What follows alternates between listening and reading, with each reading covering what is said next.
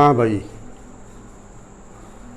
हमने आपको compound sentence पढ़ा दिया था। आज हम चल रहे हैं कॉम्प्लेक्स सेंटेंस।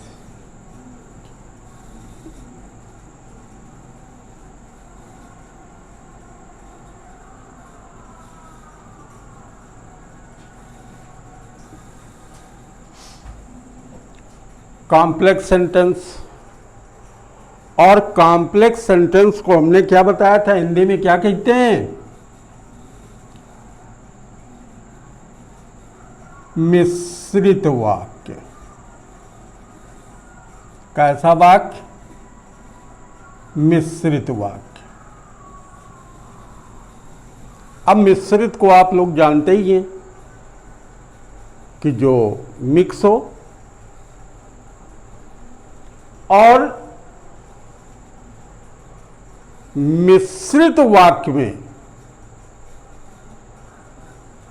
दो भाग होते हैं, दो उपवाक्य होते हैं। आपका एक होता है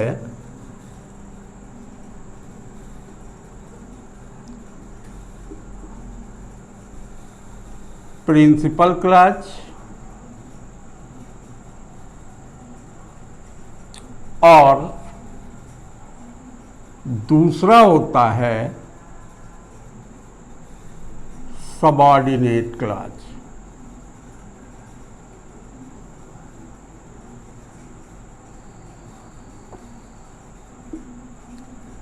subordinate clause.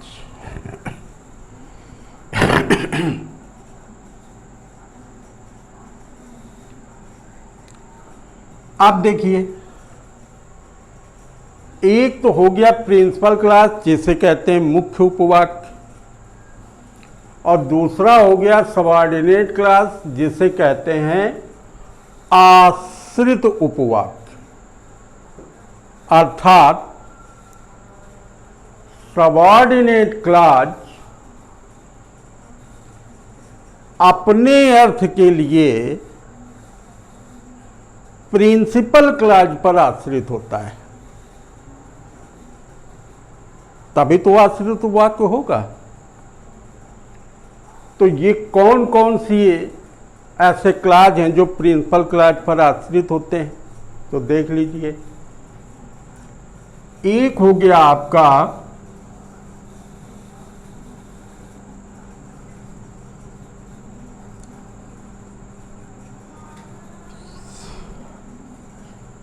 Principal clause,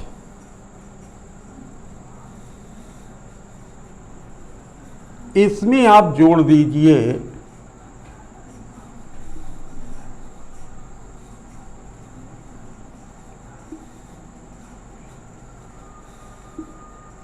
adjective clause जोड़ दीजिए, तो कौन सा सेंटेंस बन जाएगा?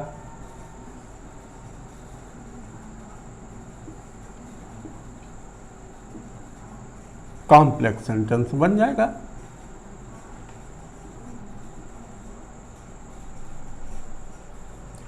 दूसरा आ जाइए,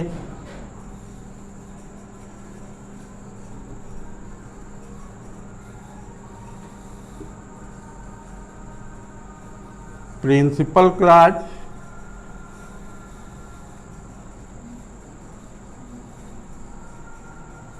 प्लस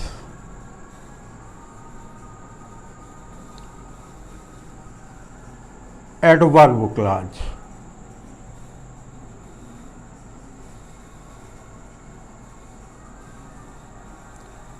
कौन सा सेंटेंस बन जाएगा? कॉम्प्लेक्स सेंटेंस बन जाएगा।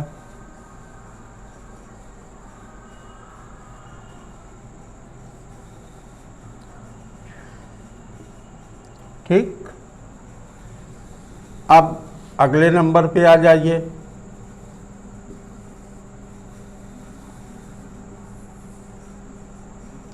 प्रिंसिपल क्लॉज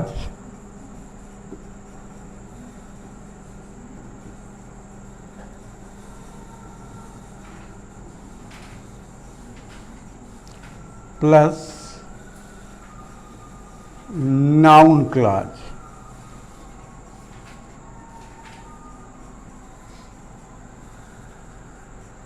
तो ये क्या हो जाएगा? Complex sentence.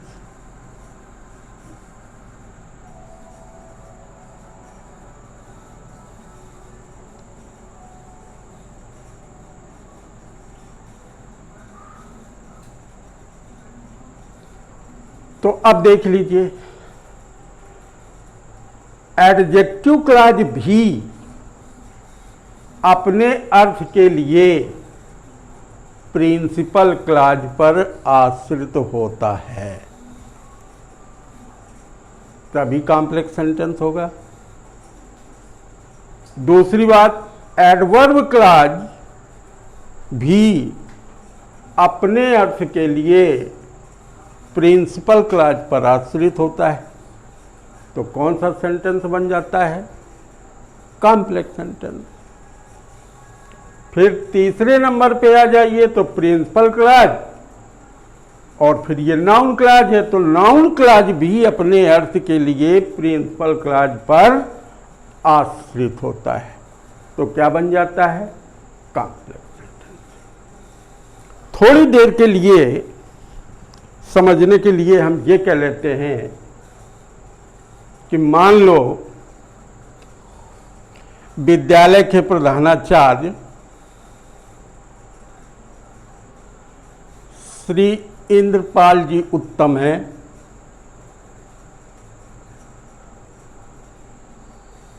और सबऑर्डिनेट क्लॉज में आप ये मान लो कि विद्यालय के जितने भी टीचर हैं, जहां प्रिंसिपल क्लॉज मुख्य उपवाक्य है तो प्रिंसिपल श्री इंद्रपाल उत्तम प्रिंसिपल हैं, यानी प्रिंसिपल क्लॉज हैं, मुख्य हैं, और उन पर एडजेक्टिव क्लॉज की जगह थोड़ी देर के लिए टीचर मान लो, तो टीचर किस पर आश्रित हैं? प्रिंसिपल पर आश्रित हैं, अर्थात इंद्रपाल जी पर निर्भर है। दूसरी बात, जितने भी विद्यालय के क्लर्क हैं, वो थोड़ी देर एडवर्ब क्लॉज की जगह क्लर्क मान लेते हैं समझने के लिए।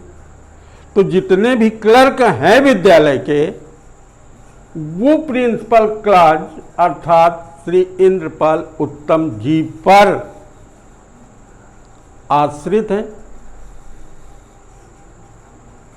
और इसी तरह से जो नाउन क्लॉज है, नाउन क्लॉज की जगह मान लीजिए चपरासी जितने, वो भी किस पर आश्रित हैं?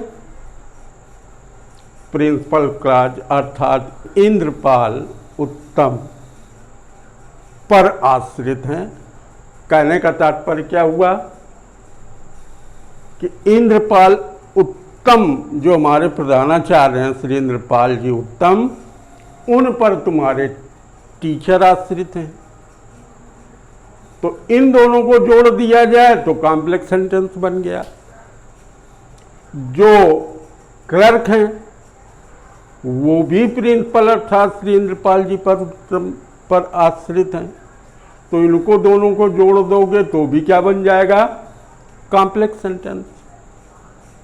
इसी तरह से जितने नाउन क्लॉज की जगह चपरासी वगैरह हैं, ये भी किस पर आश्रित हैं? प्रधानाचार्य श्री इंद्रपाल उत्तम जी पर। तो इनको दोनों को जोड़ने से क्या बन जाएगा? Complex sentence. कहने का तात्पर्य क्या हुआ? जिस तरह से विद्यालय के अध्यापक, क्लर्क, चपरासी स्वतंत्र नहीं है, ये पूर्ण रूपेण प्रिंसिपल श्री इंद्रपाल जी उत्तम पर आश्रित हैं। ठीक उसी तरह से adjective clause, adverb clause, noun clause, ये भी अपने अर्थ के लिए प्रिंसिपल क्लॉज पर आश्रित हैं। जब वो प्रिंसिपल क्लॉज के साथ जुड़ेंगे तभी जो है कॉम्प्लेक्स सेंटेंस बनेगा। ये आपको समझ में आ गया होगा। अच्छा, अगर आ गया है तो अब हम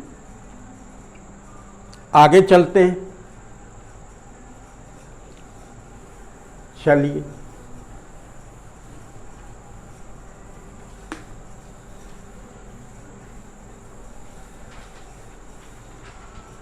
आज हम चल रहे हैं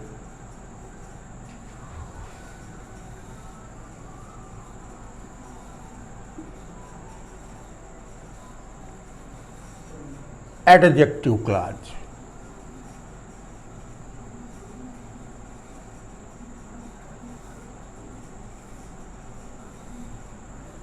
एडजेक्टिव क्लॉज।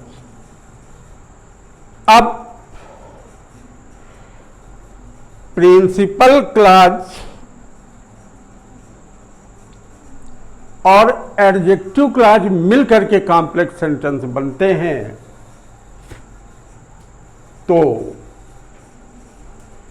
प्रिंसिपल क्लॉज और एडजेक्टिव क्लॉज को जोड़ने के लिए हमें कंजंक्शंस की ज़रूरत पड़ेगी, तभी तो हमारा जो है कॉम्प्लेक्स सेंटेंस बन पाएगा। तो जो कंजंक्शन है एडजेक्टिव क्लॉज के, तो दो तरह के कंजंक्शन कॉम्प्लेक्स सेंटेंस के एडजेक्टिव क्लॉज में आते हैं। एक आपका आता है, देखिए कौन कौन, एक तो रिलेटिव प्रोनाउन हो गए जिसके अंतर्गत आता है हु, whom, whose,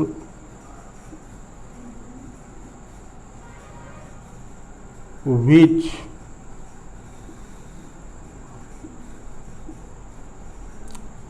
that,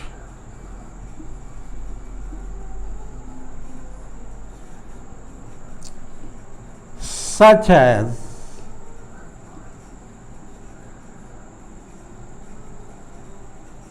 और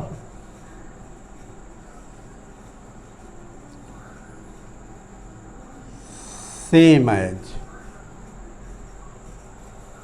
इतनी चीजें आ गई। Who, whom, whose, which, that, such as और सेम एज। इसके अलावा रिलेटिव एडवर्ब भी आते हैं, इनसे भी एडजेक्टिव क्लॉज बनता है। उसमें आता है आपका when, where,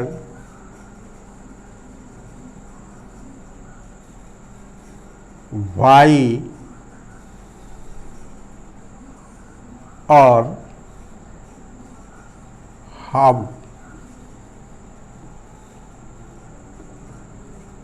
ये कंजंक्शन हो गए। अब एडजेक्टिव क्लॉज इन कंजंक्शनों से मिलकर के बनते हैं, तब कॉम्प्लेक्स सेंटेंस हो जाएगा। अगर एडजेक्टिव क्लॉज इन कंजंक्शन से प्रिंसिपल क्लॉज के साथ जुड़ा है तो फिर कॉम्प्लेक्स सेंटेंस बन जाएगा। अब इनके अर्थ भी समझ लीजिए।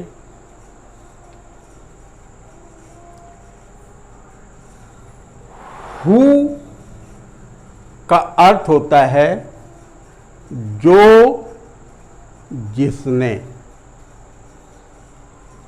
हुम का अर्थ होता है जिसे, जिसको। हुज का अर्थ होता है जिसका। हुज का अर्थ क्या होता है? जिसका। अब ये तो तुम्हें मालूम ही है कि हु तुम्हारा नॉमिनेटिव केस है, हुम तुम्हारा ऑब्जेक्टिव केस है, हुज तुम्हारा पॉजेसिव केस है। अब एक बात और ध्यान देना है कि हु, हुम, हुज ये तीनों मानव जाति के लिए प्रयोग किए जाते हैं। मानव जाति में स्त्री भी आ जाती है और पुरुष भी आ जाता है। तो सब्जेक्ट के बारे में बात करनी हो तो हु का प्रयोग हो जाएगा, ऑब्जेक्ट के बारे में बात करनी हो या विशेषता बतानी हो तो हुम आ जाएगा, और संबंध बताना हो तो हु जाएगा। लेकिन इन तीनों का प्रयोग किस जाति के लिए? मानव जाति के लिए। अब इसके अलावा विच का अर्थ होता है जो, जिसने, जिसे, जिसको, जिसका, अर्थात nominative case, objective case, possessive case, तीनों अर्थ विच से निकल आते हैं। वही हाल जो है दैट का है। इसका भी अर्थ होता है जो, जिसने, जिसे, जिसको, जिसका, सच एज का अर्थ होता है इसी प्रकार जैसे, और सेम एज का अर्थ होता है उसी प्रकार जैसे। समझ में आ गई योगी बातचीत। अब ये तो तुम्हें पता चल गया कि हु, हुम, हुज का प्रयोग मनुष्यों के लिए होता है। तो विच और दैट का प्रयोग किसके लिए होगा? तो विच और दैट का प्रयोग छोटे मोटे जीव जंतु कीड़े मकोड़ों के लिए विच या दैट का प्रयोग करते हैं। ये तुम्हारी मर्जी के ऊपर है कि तुम विच का प्रयोग करते हो कि दैट का प्रयोग करते हो। दोनों में से किसी का भी प्रयोग आप छोटे मोटे जीव जंतु कीड़े मकोड़ों के साथ के लिए कर सकते हो। और सच है सेम एज जानते ही हो। इसके बाद जो व्हेन आया, जिसका अर्थ होता है जब, वेयर का अर्थ होता है जहां, तो वाई का अर्थ क्यों, ज्यों ही, और हाउ का अर्थ जैसे भी। अब जहां कहीं पर भी समय के बारे में बातचीत की जाए वहां पर व्हेन का प्रयोग किया जाता है। जहां कहीं पर भी स्थान के बारे में बातचीत की जाए वहां पर वेयर का प्रयोग किया जाता है। जहां कहीं पर भी कारण बताया जाए वहां पर वाई का प्रयोग करते हैं। जहां कहीं पर भी कार्य करने का ढंग बताया जाए